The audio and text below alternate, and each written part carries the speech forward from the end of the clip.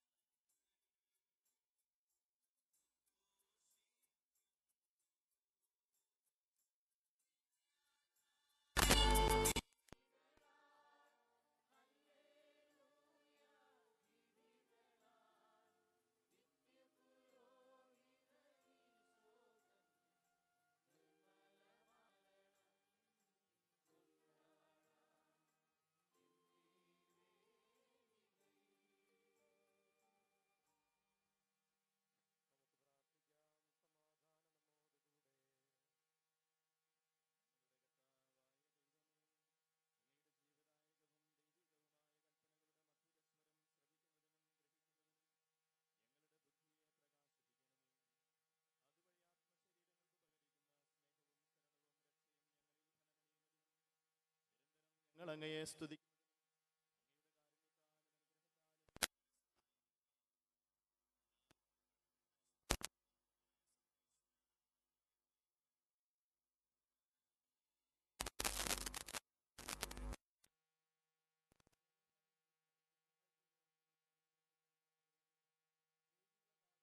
നിയോഗിക്കപ്പെടുന്നത് ബലഹീനനും പാപിയുമായ തൻ്റെയും മറ്റുള്ളവരുടെയും പാപപരിഹാരത്തിനുള്ള ബലികളും കാഴ്ചകളും സമർപ്പിക്കാനാണ്. ഇപ്രകാരം ബലിയർപ്പിക്കുന്ന വൈദികൻ യേശുവിനെ പോലെ ബലിയർപ്പകനും ബലിവസ്തുവുമാകണമെന്ന് ഈ വചനഭാഗം ഓർമ്മപ്പെടുത്തുന്നു. ലേഖനം വായിക്കുന്നത് ബഹുമാനപ്പെട്ട ജിജോ ചെമ്മാശിൻ്റെ cousin sister Litty Therese FCC.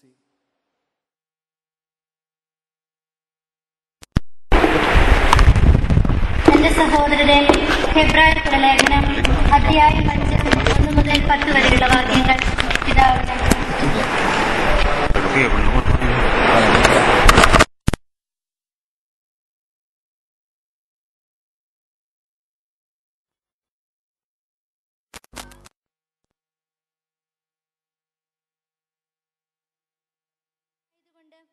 അജ്ഞരോടും വഴിതെറ്റവരോടും വേണ്ടത്ര സഹതാപത്തോടെ പെരുമാറാൻ അവന് കഴിയും. ഇക്കാരണത്താൽ അവനെ മഹത്വപ്പെടുത്തിയത്. അവിടുന്ന് വീണ്ടും പറയുന്നു, മെൽക്കീസദേക്കിന്റെ ക്രമപ്രകാരം നീ എന്നേക്കും പുരോഹിതനാണ്. തന്റെ ഐഹിക ജീവിതകാലത്ത് ക്രിസ്തു മരണത്തിൽ നിന്ന് തന്നെ രക്ഷിക്കാൻ കഴിവുള്ളവന് കണ്ണീരോടും വലിയ വിലാപത്തോടും കൂടെ പ്രാർത്ഥനകളും യാചനകളും സമർപ്പിച്ചു. അവന്റെ ദൈവഭയം മൂലം അവന്റെ പ്രാർത്ഥന കേട്ടു. പുത്രനായിരുന്നിട്ടും തന്റെ സഹനത്തിലൂടെ അവൻ അനുസരണം അഭ്യസിച്ചു.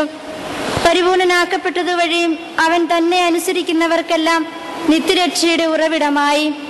എന്തെന്നാൽ മെൽക്കീസദേക്കിന്റെ ക്രമപ്രകാരം അവൻ പ്രധാന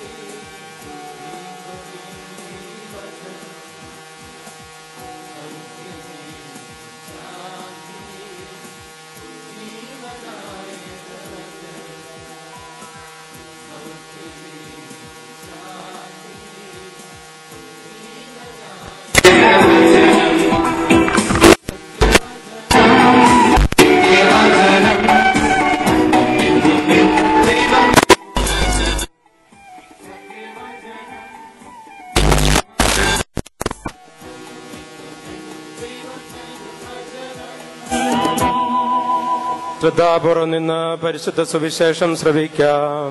സമാധാനം നിങ്ങളോടുകൂടെ. വിശുദ്ധ യോഹന്നാൻ അറിയിച്ച നമ്മുടെ കർത്താവ് ഈശോ മിശിഹായുടെ പരിശുദ്ധ സുവിശേഷം. അധ്യായം 10 തിരുവചനങ്ങൾ 7 തുടങ്ങി 18 വരെ. അതുകൊണ്ട് യേശു വീണ്ടും പറഞ്ഞു, സത്യസത്യമായി ഞാൻ നിങ്ങളോട് പറയുന്നു, ഞാനാണ് ആടുകളുടെ വാതിൽ. എനിക്ക് മുൻപ് വന്നവരെല്ലാം കള്ളന്മാരും കവർച്ചക്കാരുമായിരുന്നു. ആടുകൾ അവരെ ശ്രവിച്ചില്ല. ഞാനാണ് വാതിൽ. എന്നോട് പ്രവേശിക്കുന്നവൻ രക്ഷപ്പെടുകയും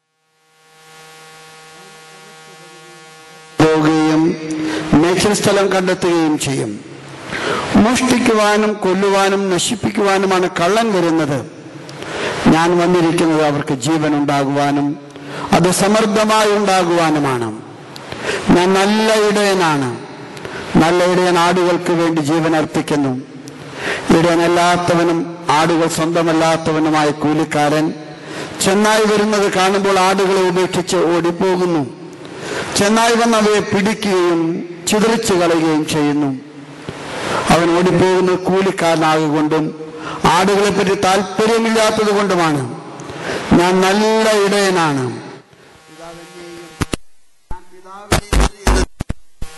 ഞാൻ എനിക്കുള്ളവയെയും എനിക്കുള്ളവ എന്നെയും അറിയുന്നു.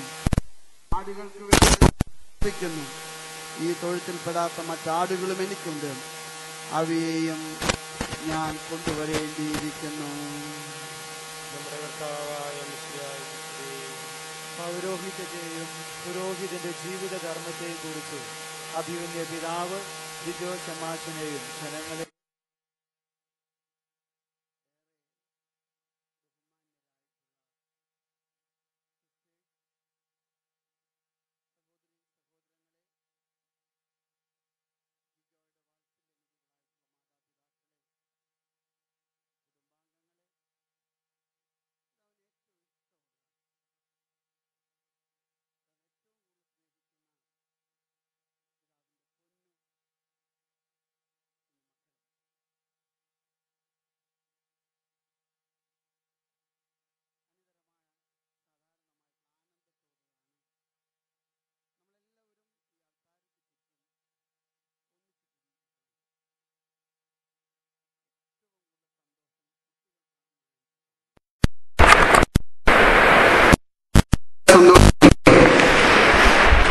സ്കൂളൊന്നുമില്ലല്ലോ.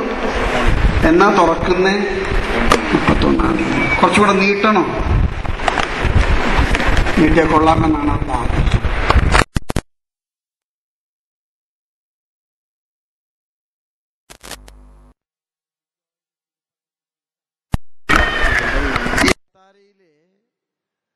നിർവഹിക്കുമ്പോൾ നമ്മുടെ ഹൃദയങ്ങളിലെ തമ്പുരാനോട് കടപ്പാടുകളും കൃതജ്ഞതയും നമുക്ക് അർപ്പിക്കാം.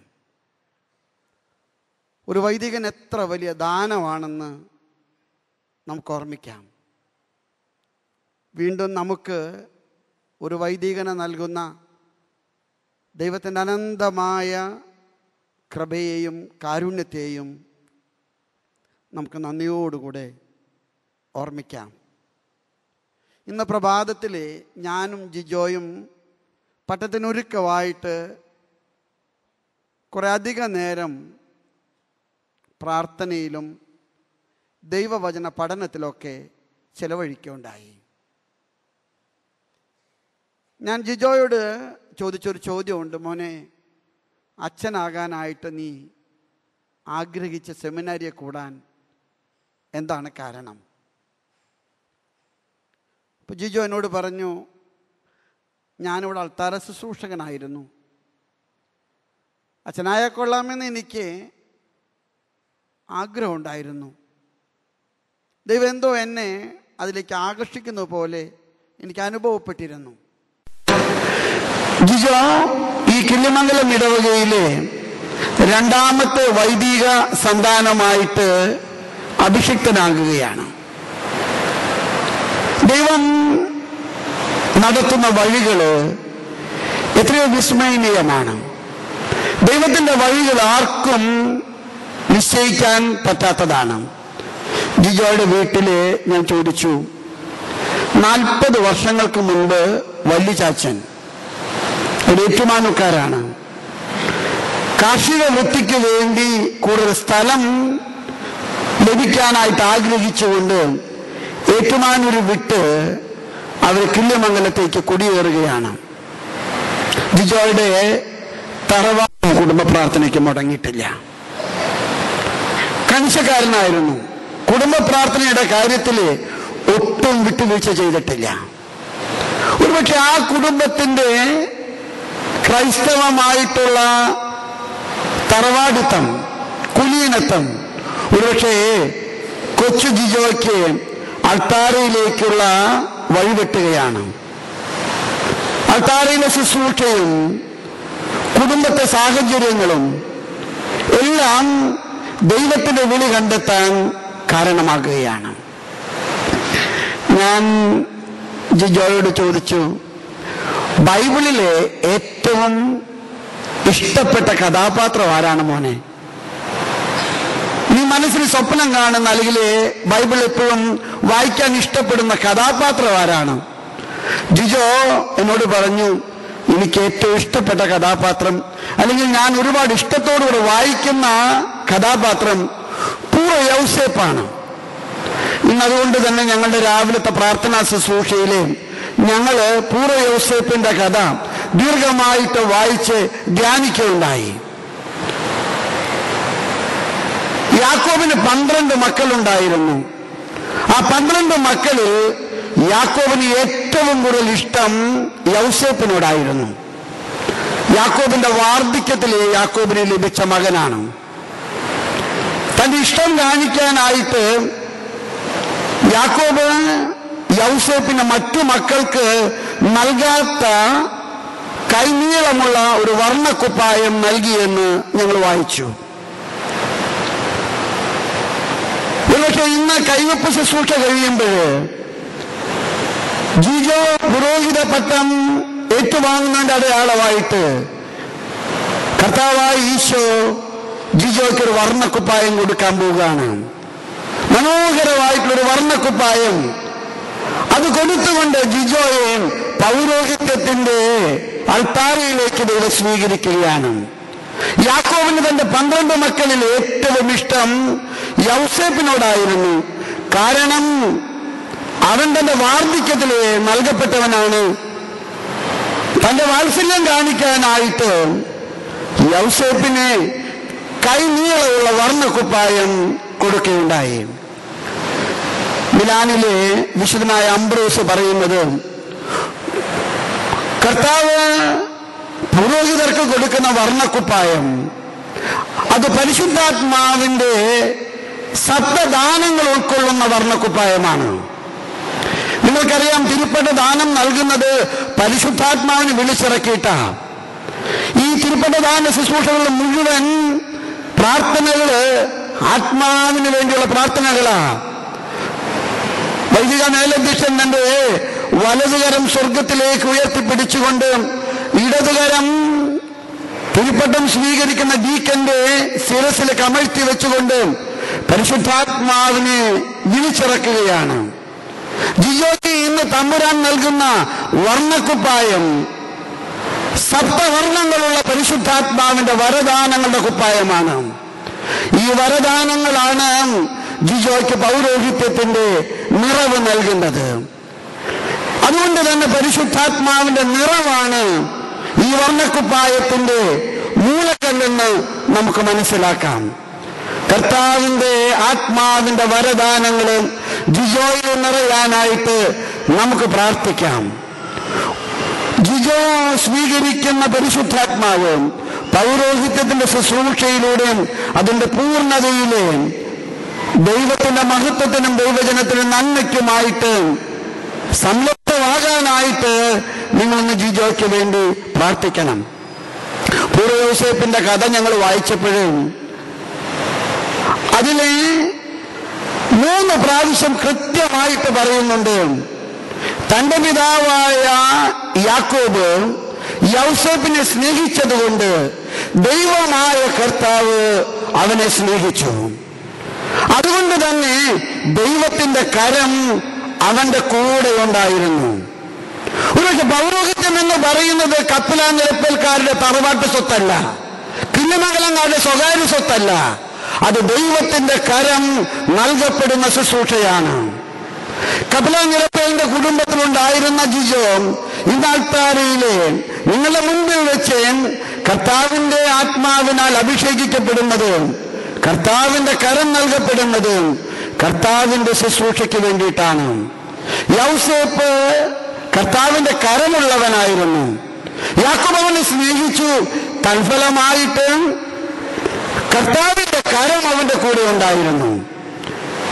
യോഹന്നാന്റെ സുവിശേഷത്തിലെ 15-ാമത്തെ അധ്യായത്തിലെ മുന്തിരി ചെടിയും ശാഖകളെ കുറിച്ചുള്ള മനോഹരമായിട്ടുള്ള കർത്താവിന്റെ ഉപമയുണ്ട്. പൗരോഹിത്യത്തെ കുറിച്ചുള്ള ഒരു ഉപമയാണിത്. ആ ഉപമയിൽ പറയുന്നത് ശ്രദ്ധേയമാണ്. എന്നെ കൂടാതെ നിങ്ങൾക്കൊന്നും സാധിക്കുകയില്ല, എന്നെ കൂടാതെ നിങ്ങൾക്കെല്ലാം അസാധ്യമാണ്.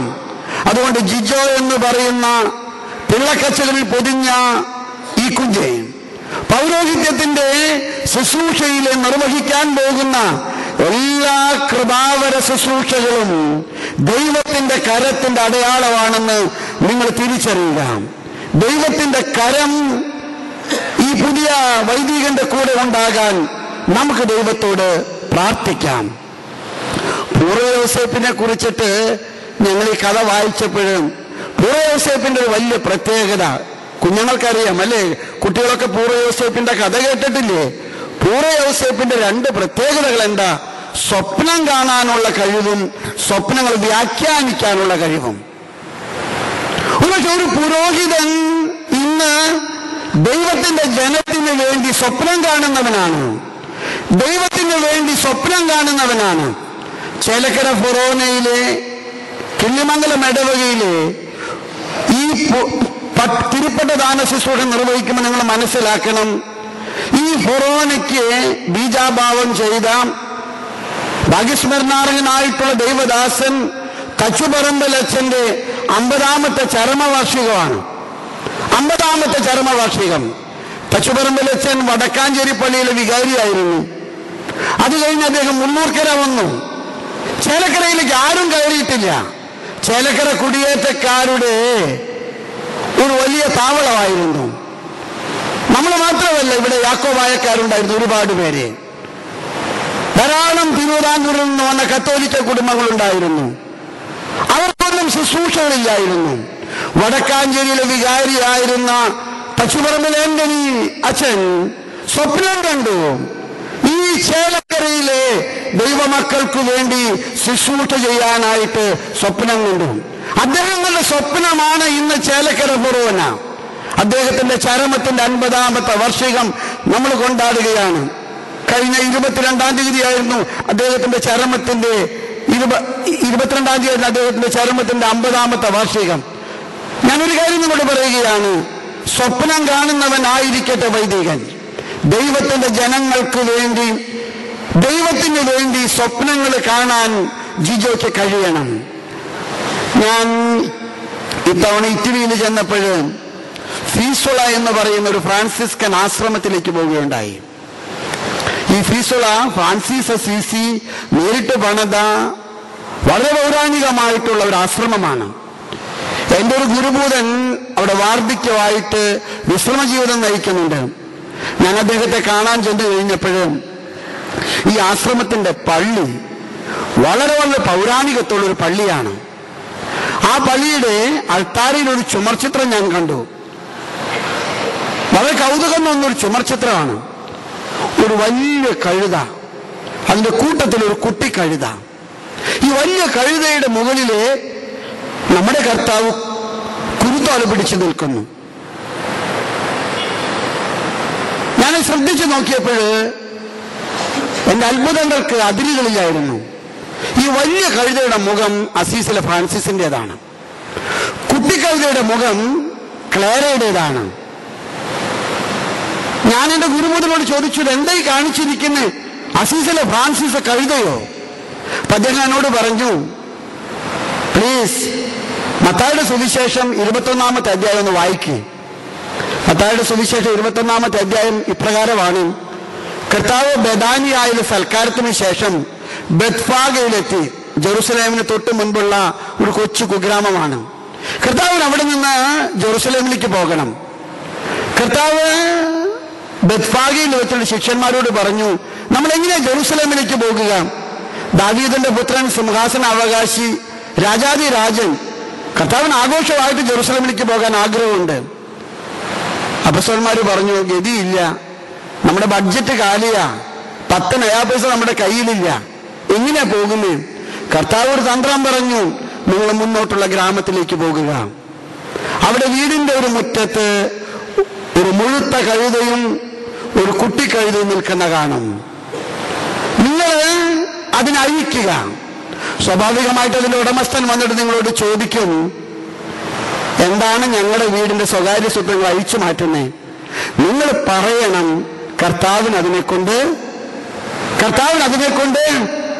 ആവശ്യമുണ്ട്.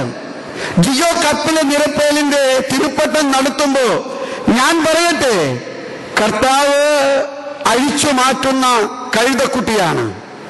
തച്ചുപറമ്പൽ അന്തോണിയച്ചൻ എന്ന വലിയ കഴുത വർഷങ്ങൾക്ക് മുമ്പ് വടക്കാഞ്ചേരിയിൽ നിന്ന് അഴിച്ച് ചേലക്കരയിലേക്ക് കർത്താവിന്റെ ജെറുസലേം യാത്രയ്ക്ക് കാരണമായി. തച്ചുപറമ്പലച്ചന്റെ പുണ്യ സ്പർശവേറ്റ ചേലക്കര ഫൊറോനയിലെ ഒരു കുട്ടിക്കഴുത ഇന്ന് കർത്താവിന് വേണ്ടി അഴിക്കപ്പെടുക.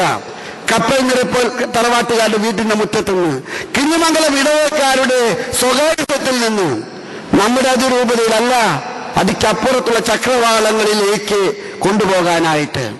അതുകൊണ്ട് പൊന്നുമോൻ ജിജോയോട് എനിക്ക് പറയാനുള്ളത്, കർത്താവിന്റെ സഭയ്ക്ക് വേണ്ടി നീ സ്വപ്നം കാണണം. കർത്താവിന്റെ ജനത്തിനു വേണ്ടി നീ സ്വപ്നം കാണണം. വൈദിക ജീവിതം ആലസ്യം പിടിക്കാൻ പാടില്ല. വൈദികരെ ഒന്നും ചെയ്യാനില്ലാത്തവരെ പോലെ കഴിഞ്ഞുകൂടാൻ പാടില്ല. കർത്താവിന്റെ സഭയ്ക്ക് വേണ്ടി സ്വപ്നം കാണുന്ന ഒരു പൗരോഹിത്യ ശുശ്രൂഷയെ കുറിച്ച് നീ കാര്യഗൗരവത്തോടുകൂടി ആലോചിക്കാൻ കർത്താവ് ഇന്ന് നിന്നെ ഓർമ്മപ്പെടുത്തുന്നു. പൂർവ്വ യൗസേപ്പിനെ ഭണ്ഡാരപ്പുരയുടെ കാര്യവിചാരിപ്പുകാരനായിട്ട് നിയോഗിച്ചുവെന്ന് ഉൽപ്പത്തിയുടെ പുസ്തകത്തിൽ വായിക്കുന്നുണ്ട്. ഭണ്ഡാരപ്പുരയുടെ വിചാരിപ്പുകാരൻ, ഒരു പുരോഹിതൻ കർത്താവിന്റെ ഭണ്ഡാരപ്പുരയുടെ വിചാരിപ്പുകാരനാണ്. ഇന്ന് ഞാനിവിടെ വന്നിറങ്ങിയപ്പോൾ ഞാൻ എല്ലാം ഇങ്ങനെ ശ്രദ്ധിച്ചു നോക്കി കഴിഞ്ഞപ്പോ ഇവിടെ എഴുതി വെച്ചിരിക്കുന്ന കണ്ടിട്ടുണ്ട്, ഭക്ഷണപ്പുര സ്ത്രീകൾ ഈ ഭാഗത്തോട്ടാ പോകേണ്ടത്, ഭക്ഷണപ്പുര പുരുഷന്മാർ ഈ ഭാഗത്തോട്ടാ പോകേണ്ടത്. അച്ഛന്മാർക്ക് മിക്കവാറും കുറെ കൂടെ സുരക്ഷിതമായിട്ടുള്ള സ്ഥലം ഉണ്ടാക്കിയിട്ടുണ്ടാകും. കർത്താവിന്റെ സഭയുടെ വിരുന്നുശാലയുടെ വിചാരിപ്പുകാരനാണ് ജിജോ വൈദികൻ. വചനം ഏറ്റുവാങ്ങുന്നവൻ, കൂദാശകൾ പരികർമ്മം ചെയ്യുന്നവൻ, ദൈവജനത്തിന്റെ ഇടയിലൂടെ അവർക്ക് വേണ്ടി ഓടി നടക്കുന്നവൻ, രോഗികളുടെ ചാരയിരിക്കുന്നവൻ, കുമ്പസാരക്കൂട്ടിൽ കുത്തിയിരുന്നവരുടെ സങ്കടങ്ങൾ കേൾക്കുന്നവൻ, കർത്താവ് തന്റെ ജനത്തിന് വിളമ്പാൻ ആഗ്രഹിക്കുന്ന വിഭവങ്ങള് അതെല്ലാം വിളമ്പാനാണ് കർത്താവ് നിന്നെ ഭണ്ഡാരപ്പുരയുടെ വിചാരിപ്പുകാരനായിട്ട് നിയോഗിച്ചിരിക്കുന്നത്. നിനക്ക് ദൗത്യമുണ്ട്. കർത്താവിന്റെ ജനത്തിനു വേണ്ടി വചനം പഠിക്കണം, വചനം വായിക്കണം, വചനം വ്യാഖ്യാനിക്കണം. ഇന്ന് തിരുപ്പട്ടദാന ശുശ്രൂഷയിലും കർത്താവിന്റെ സുവിശേഷ ഗ്രന്ഥം നിന്റെ കരങ്ങളിൽ ഏൽപ്പിക്കും. എന്നിട്ട് പറയും, കർത്താവിന്റെ വചനത്തിന് നിന്റെ ജീവിതം വ്യാഖ്യാനമാകട്ടെ. ഈ വചനം ജനങ്ങൾക്ക് വേണ്ടി വായിക്കാൻ, ഈ വചനം ജനങ്ങൾക്ക് വേണ്ടി വ്യാഖ്യാനിക്കാൻ, അവിടെ നൊമ്പരങ്ങളിൽ ഈ വചനം ഔഷധമായിട്ട് പുരട്ടാൻ പ്രവാചക ദൗത്യത്തിന്റെ കൈവെപ്പാണ് വൈദികൻ സ്വീകരിക്കുന്നത്. ഈ അൾത്താരയിലെ ഇന്ന് വരെ ധൂപക്കുറ്റിയും വെള്ളവുമായിട്ട് വൈദികരെ സഹായിച്ച ജിജോ ഇന്ന് കർത്താവിന്റെ പാനപാത്രവും പീലാസയും എടുത്തിട്ട് കർത്താവിന്റെ ബലി പൂർത്തിയാക്കുകയാണ്. കർത്താവിന്റെ ജനത്തിനു വേണ്ടി അപ്പത്തിന്റെയും വീഞ്ഞിന്റെയും കൗദാശിക പരികർമ്മങ്ങള് നിന്റെ കരങ്ങളിലൂടെ നടക്കുകയാണ്. നിങ്ങളുടെ പള്ളികളിലെ കുമ്പസാരക്കൂട് അത് ബെത്സൈദ കുളമാണ്. ഈ കുളം ഇളക്കുന്ന മാലാഖയാണ് വൈദികൻ. കുമ്പസാരക്കൂട്ടിലേക്ക് വരുന്ന ജനങ്ങളുടെ തളർവാദ രോഗങ്ങള്, അവരുടെ അടിമത്തങ്ങള്, പാപബന്ധനങ്ങള് അത് അഴിച്ചു മാറ്റാനായിട്ട് കർത്താവ് നിന്നെ അഭിഷേചിക്കുന്നുവെന്ന് മനസ്സിലാക്കുക. ഇന്ന് വായിച്ചു കേട്ട സുവിശേഷത്ര മനോഹരമാണ്. ഞാൻ നല്ല ഇടയനാണ്, ഞാൻ എൻ്റെ ആടുകൾക്ക് വേണ്ടി ജീവൻ അർപ്പിക്കുന്നു, ജീവൻ സമൃദ്ധിയായിട്ട് നൽകാൻ ഞാൻ വന്നിരിക്കുന്നു. നിന്റെ ദൗത്യം ഈ ജനങ്ങളുടെ നടുവിലെ അൾത്താരപണിയിലാണ്, ഈ ജനങ്ങളുടെ ദുഃഖങ്ങളുടെ നൊമ്പരങ്ങളുടെ നടുവിലെ കർത്താവിന്റെ ബലിപീഠം തീർക്കലാണ്, അവരുടെ സങ്കടങ്ങളുടെ നടുവിലെ അവർക്ക് വേണ്ടി കർത്താവിന്റെ വഴി വെട്ടുകയാണ്. അതുകൊണ്ട് ഈ ശുശ്രൂഷകളിലൂടെ കർത്താവിന്റെ വിരുന്നശാലയുടെ കാര്യദർശിയാകാൻ, വിചാരിപ്പുകാരനാകാൻ കർത്താവ് നിന്നെ അനുഗ്രഹിക്കട്ടെ. ഞാൻ ജിജോയോട് ചോദിച്ചു, മോനെ, ഒരു വൈദികൻ ഉണ്ടാകേണ്ട ഏറ്റവും അടിസ്ഥാനപരമായിട്ടുള്ള ഗുണം എന്താ? ഒരു വൈദികൻ ഉണ്ടാകേണ്ട ഏറ്റവും അടിസ്ഥാനപരമായിട്ടുള്ള ഗുണം എന്താ? നീ മനസ്സ് നോക്കി പറയാൻ പറഞ്ഞു. എന്നോട് 2 കാര്യം പറഞ്ഞത്. സ്നേഹമുള്ള അച്ഛനാകണം, വിനയമുള്ള അച്ഛനാകണം. കൃത്യമായിട്ട് പറഞ്ഞെന്നാ എനിക്ക് തോന്നുന്നേ. സ്നേഹമുള്ള വൈദികനാകട്ടെ, വിനയമുള്ള വൈദികനാകട്ടെ. ഉൽപ്പത്തിയുടെ പുസ്തകത്തിലെ 41-ാമത്തെ അധ്യായത്തിലെ 51-ാമത്തെ തിരുവചനം പൂർവ്വ യൗസേപ്പിനെ കുറിച്ചുള്ള പ്രയോഗമാണ്. പൂർവ്വ യൗസേപ്പിന് ആദ്യത്തെ കുഞ്ഞുണ്ടായി. 41-ാമത്തെ അധ്യായത്തിൽ 51-ാമത്തെ കടിഞ്ഞൂൽ പുത്രനുണ്ടായപ്പോഴേ ജോസഫ് കുഞ്ഞിനെ കരങ്ങളിൽ എടുത്തിട്ട് എന്തു പേരാണ് ഈ കുഞ്ഞിന് കൊടുക്കേണ്ടത് എന്ന് പ്രാർത്ഥിച്ചിട്ട് വിളിച്ചു പറഞ്ഞു, എന്റെ വീട്ടിൽ നിന്ന് ഞാൻ അനുഭവിച്ച കഷ്ടപ്പാടുകളും എന്റെ സഹോദരങ്ങൾ എന്നോട് ചെയ്ത ദുരിതങ്ങളും ഞാൻ മറക്കുന്നു എന്നതിന്റെ അടയാളമായിട്ട് ഈ കുഞ്ഞിനെ ഞാൻ മനാസ എന്ന് വിളിക്കുന്നു. ഒരു വൈദികൻ ആരാണെന്ന് ഓർമ്മപ്പെടുത്തുന്ന പൂർവ്വ യോസേപ്പിന്റെ ചിത്രമാണ്. നമ്മുടെ ജനം നമുക്ക് നൽകുന്നത് നൊമ്പരങ്ങളാകാം, നമ്മുടെ ജനങ്ങൾ ചിലപ്പോഴും നമുക്ക് നൽകുന്നത് കാൽവരിയാകാം. പക്ഷെ പരിഭവങ്ങളില്ലാതെ, പരാതികളില്ലാതെ, പക്ഷപാതങ്ങളില്ലാതെ ജനത്തിനു വേണ്ടി വിനയത്തോടുകൂടെ കാല് കഴുകാൻ, പരിധികൾ കൂടാതെ സ്നേഹം കൊടുക്കാൻ നമുക്ക് കഴിയട്ടെ. ദൈവം ഈ ശുശ്രൂഷയിൽ നിന്നെ അനുഗ്രഹിക്കാൻ ഞങ്ങളൊക്കെ പ്രാർത്ഥിക്കുന്നു. കുഞ്ഞുകുട്ടികളെ, പിതാവ് ഒരു പള്ളിയിൽ ചെന്ന് കഴിഞ്ഞപ്പോ കുട്ടികളോട് ഇഷ്ടമാണെന്നൊക്കെ പറഞ്ഞത് കൊണ്ട് കുട്ടികളെല്ലാം എൻ്റെ കയ്യുമ്മ ഞണ്ട് കിടന്നു. ആൺകുട്ടികൾ കുറുമ്പന്മാര് എനിക്ക് ഒരടി മുന്നോട്ട് പോകാൻ മാർഗമില്ല, അവരിങ്ങനെ ഞണ്ട് കിടക്കുക. അവിടുത്തെ വികാരിച്ചൻ നിങ്ങളുടെ റോയച്ചന്റെ പോലെ പാവൊന്നുമല്ല, ശൂരവീര പരാക്രമിയ. അച്ഛനെ കണ്ണുരുട്ടിയിട്ട് കുട്ടികളൊക്കെ പേടിപ്പിച്ചു. എന്നിട്ട് കുട്ടികൾ കയ്യുമെന്ന് വിടുന്നില്ല. അപ്പൊ വികാരിച്ചൻ ഒരു തന്ത്രം പ്രയോഗിച്ചു. വികാരിച്ചൻ പറഞ്ഞു, ഈ കയ്യുമ്മ ഞണ്ട് കിടക്കുന്ന കുട്ടികളൊക്കെ ഈ കൊല്ലം സെമിനാരിൽ കൂടിയിട്ട് അച്ഛനാകാൻ പോണ കുട്ടികളാ. അത് പറഞ്ഞതും കുട്ടികൾ എന്റെ കൈവിട്ടതും പിന്നെ അവരുടെ കൂടെ പോലും അവിടെ കണ്ടിട്ടില്ല. ഇവിടുത്തെ കുട്ടികൾ അങ്ങനെ ആകുമോ? ആണോ? ഈ ആൺകുട്ടികളുടെ തലയിലൊക്കെ കൈവച്ച് പിതാവിന് പട്ടം കൊടുക്കാൻ കഴിയണം. പറ്റണോ പിള്ളേര്? ഈ പെൺകുട്ടികളുടെയൊക്കെ ഉടുപ്പ് മാറ്റം ഇവിടെ നടക്കണം. കിള്ളിമംഗലത്തുനിന്ന് പെൺകുട്ടികളുണ്ടെങ്കിൽ പിതാവ് ഉറപ്പായിട്ടും ഉടുപ്പ് മാറ്റം നടത്തി ഇവിടെ തന്നെ വരും. നമുക്ക് മക്കളെ പുതിയ ദൈവവിളികൾ വേണം. ഇന്ന് ജിജോയ്ക്ക് പട്ടം കൊടുക്കുമ്പോൾ എൻ്റെ മനസ്സിൽ സന്തോഷമുണ്ട്. 12 വർഷങ്ങൾക്ക് മുമ്പ് കിള്ളിമംഗലത്ത് നടത്തിയ ഒരു പട്ടം, അത് പ്രചോദനമായിട്ട് ഒരു കുഞ്ഞാൾത്താരയില് കർത്താവിന്റെ സ്വന്തമാകുക. നമ്മുടെ കുഞ്ഞുങ്ങളിൽ ദൈവവിളികൾ ഉണ്ടാകാൻ നിങ്ങൾ പ്രാർത്ഥിക്കണം. വിശ്വാസ കൈമാറ്റം, നവസുവിശേഷവൽക്കരണത്തിന് ഈ വിശ്വാസവട്ടത്തിലെ മുദ്രാവാക്യം അതാണ്.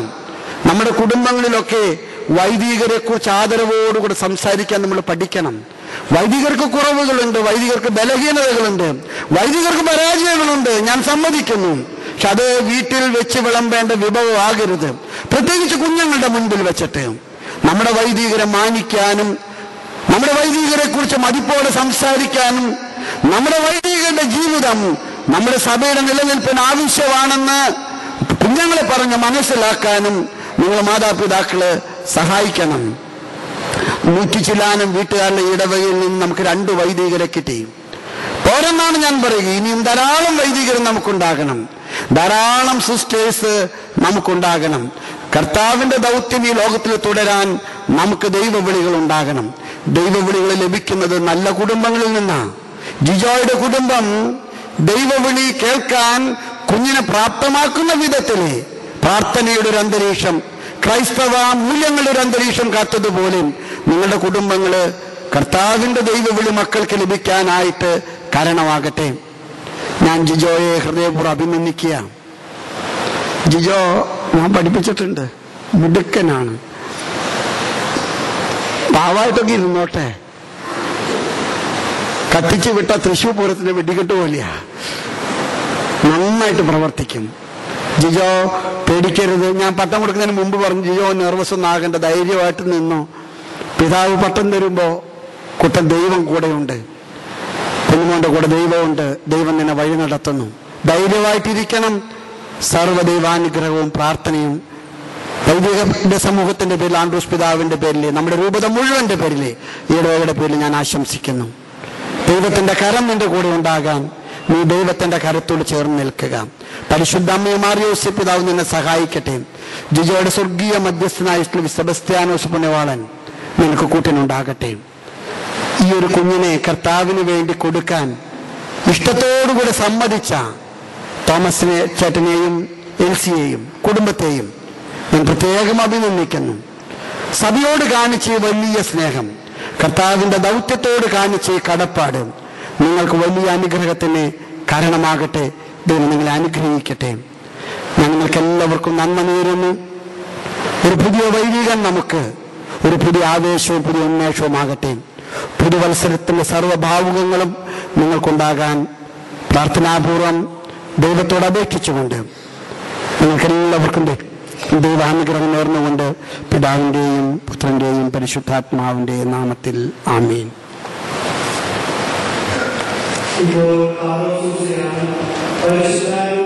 നിങ്ങൾ സ്വീകരിച്ചുകൊണ്ടാണ് ഒരാൾ പൗരോഹിത്യ പദവിയിലേക്ക് ഉയർത്തപ്പെടുന്നത്. പരിശുദ്ധാരൂപയുടെ ഈ സഹോദരന് ഉണ്ടാകുന്നതിനു വേണ്ടി